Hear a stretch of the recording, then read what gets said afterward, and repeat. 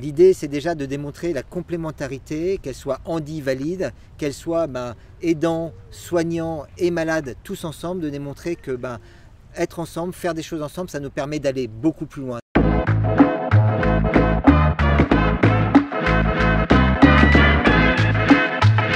Un semi-ultra triathlon où on est parti d'Aix-les-Bains et on a rallié Grenoble en faisant de la natation, du handbike et du fauteuil ou de la course à pied.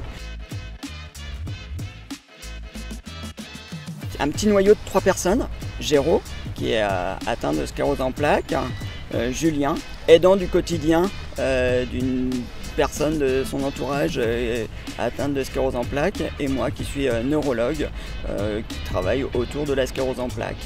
Ça, c'est le petit noyau sportif, et autour il y a toute une équipe logistique qui nous ont accompagnés tout au long de ce projet.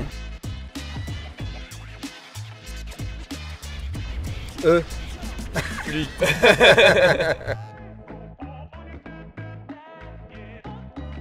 C'est de démontrer que pour les personnes qui sont récemment diagnostiquées sur la sclérose en plaques, mais aussi sur des maladies chroniques et différents types de handicap, que l'activité sportive, c'est des choses qui sont très importantes, qu'on peut, grâce à un bon entourage, réaliser plein de rêves, faire plein de choses, et qu'il ne faut pas attendre plusieurs années, que tout de suite, l'idée c'est d'avoir des rêves, de les réaliser, de faire des choses, et tous ensemble on peut atteindre des trucs incroyables.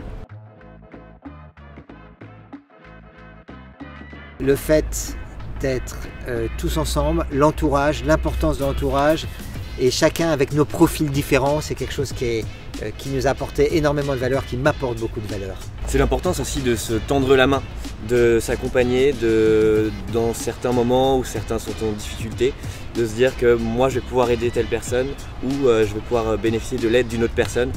Ce qui est important, c'est de se synchroniser, se mettre un petit peu au tempo de l'autre, et ça il faut de l'écoute. C'est un peu comme dans la vraie vie, on n'avance pas tous à la même vitesse,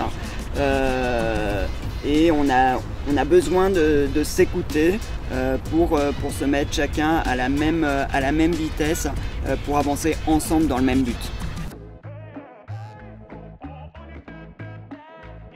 L'idée c'était de montrer qu'il n'y avait pas de barrière, que tout était possible, que peu importe dans l'univers dans lequel on pouvait évoluer. Donc moi je me suis dit pourquoi pas me mettre dans une situation d'une personne qui est en situation de handicap et y aller. Quand moi je faisais de la natation et quand je m'entraînais avec Géraud, c'était plutôt moi la personne en situation de handicap parce qu'elle était en train de me tirer. Un boulet. Il flotte pas à peine. Je flotte pas, je coule quand je nage. Il y avait cette petite note, voilà, la personne est en handbike, elle est forcément en situation de handicap alors que pas forcément.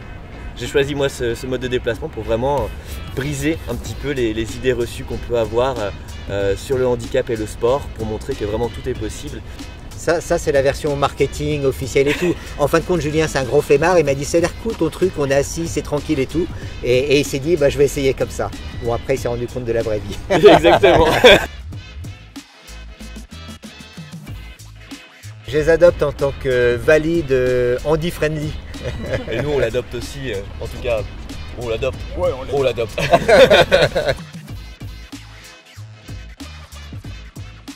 Allez, rendez-vous le 29 mai 2021.